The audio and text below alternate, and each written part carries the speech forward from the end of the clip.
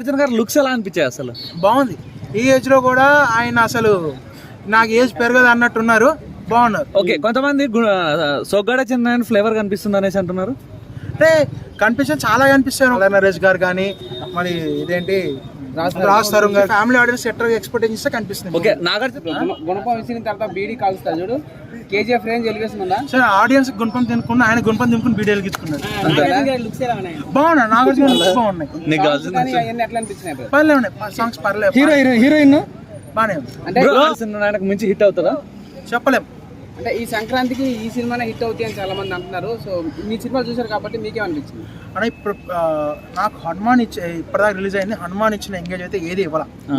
So ఇప్పటి వరకు top 1 Hanuman, top 2 Saindhav, top 3 సలారా.